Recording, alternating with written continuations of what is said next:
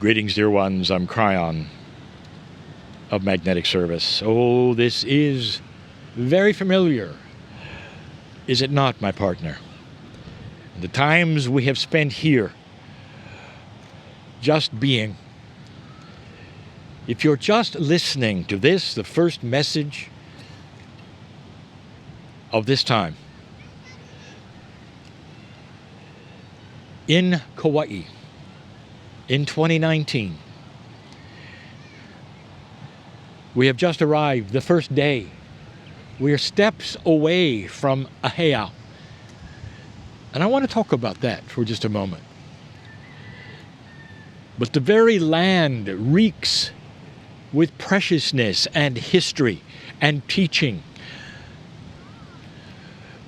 And some of you in this entourage with me today have come here for one reason, and something else is going to happen.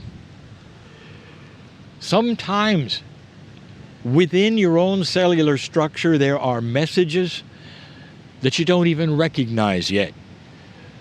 And they'll push and pull you to several places or to be with certain people.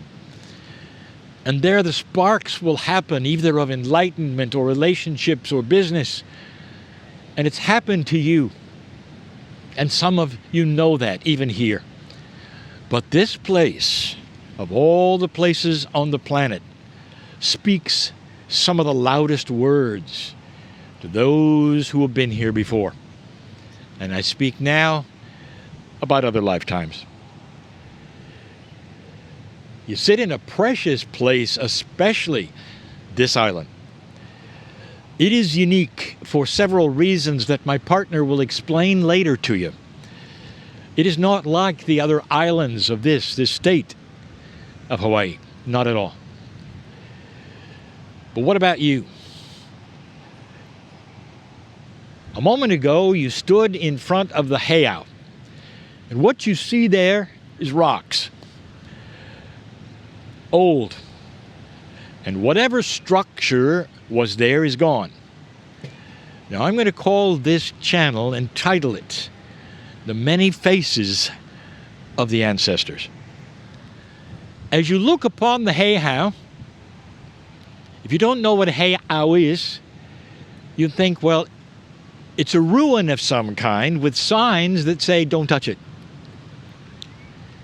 That means that the ruin is somehow special or protected or sacred to those who live here.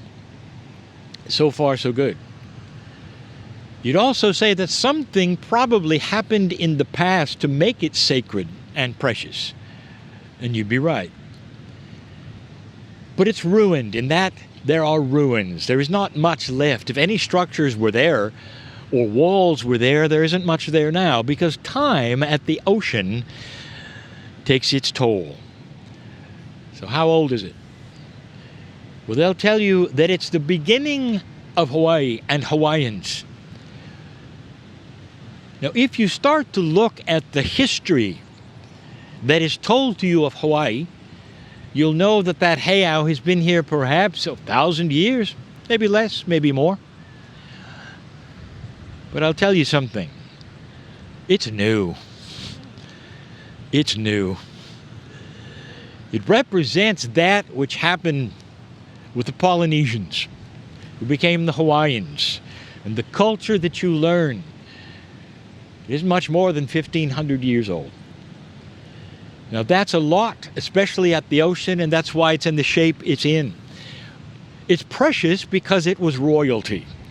It's precious because it represents something that the Hawaiians want to keep, and they're correct. They're absolutely correct to do so. But I want to tell you something. There's very little here that truly represents the real ancestors. When a Hawaiian speaks of their ancestors and they speak highly of them, they represent that which came from Micronesia and Polynesia.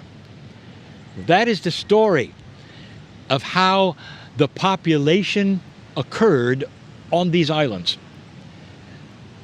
Dear ones, that's their story.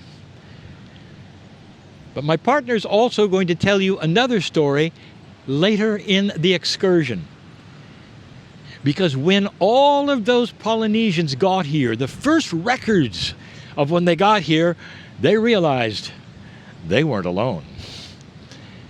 That there were already structures, that there was already history.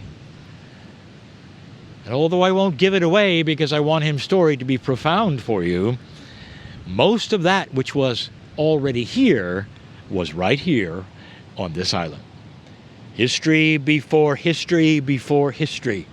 What if I told you there were several civilizations here before the Polynesians and the Micronesians arrived and said they were first? Here's the question. Whatever your race,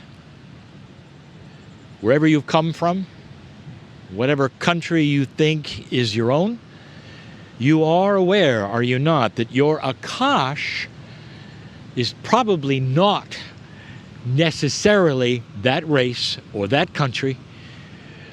The soul reincarnates all over the planet, old soul. And the big question is this: who are your ancestors? There is a bigger question in a moment I'm even going to give you. But the many faces of the ancestors is this: when a Kahuna or a Shaman talks about their ancestors, they're not talking about 1,500 years, they're talking approximately 30,000. They're talking about Lemurian presence, things that have not yet been proven, and yet the orality of the traditions and the mythology speak as one about what happened here. Did you know that there are indigenous all over the planet who know what happened here? Even without talking to one another, they know what happened here. I want to ask you, is it possible that through these thousands of years, old soul, you might have been here? And the only way you're going to know that is it's going to speak to you this day, tomorrow, the next day, in ways that only you will be able to interpret. The chills you will get, the remembrance of the hot breeze or the cool breeze or the sound in the trees, or how the land tends to speak to you, how that red earth comes together with the blue skies and the ocean sounds and says, welcome home. And if that occurs to you and you start to feel it and you resound to it, you know you were here. And if that's the case, dear ones, you are an ancestor. Are you getting this part? You may be your own ancestors. When the Kahuna speaks of the ancestors and the help that she receives from them and the talk she gets from them, is it possible that your soul might be included in all of her healing and all of her wishes and all that she feels? Because the family reassembles in this energy in odd ways. And here you are, sitting on the beach next to a very sacred Heiau, which is new. But the Kahuna's ancestors, they're the ones that came before that and before that. And the chances are very high that many of you who would be drawn to this place at this time were here. And so the invitation for the entire trip, for the entire excursion, is to validate it. Is it or is it not so that you might have been here or you might feel something?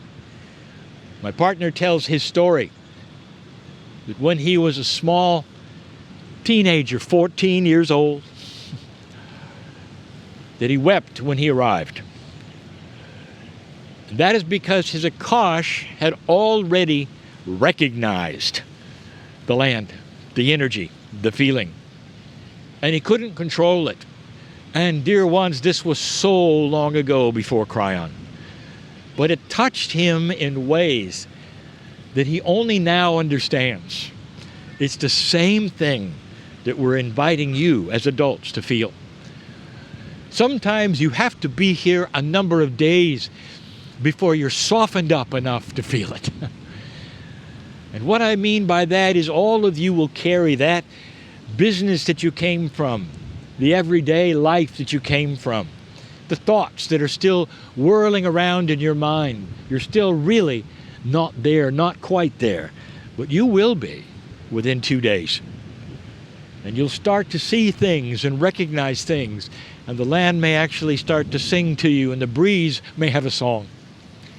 And they all may tell you about times that were beautiful as they are here, as they are now, and ask you to remember the peace, the joy, the learning, the profundity of you looking a little different when you were here.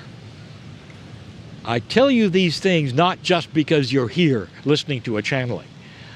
I tell you these things because of all of those who will ever come to be in a group on a Kryon gathering here on this island.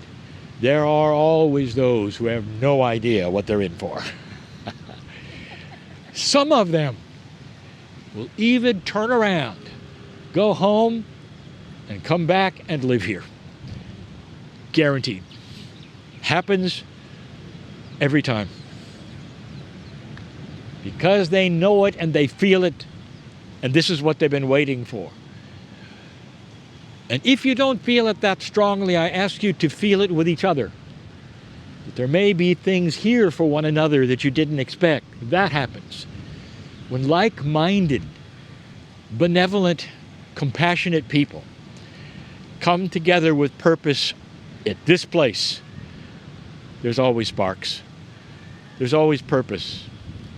I want you to relax into the day, into the energy, into the information. Take a deep breath. Understand what I'm saying. There may be more here than would ever meet the eye, besides the beauty. So be circumspect and esoteric, and let it happen if it's to be so. And understand that Akash of yours may want to speak to you in ways it never has before, just to say to you, there's something more you should know about who you are, where you've been, what you've done, that makes you even more magnificent than you thought you were. Blessed is this group, this day, this time, in this place.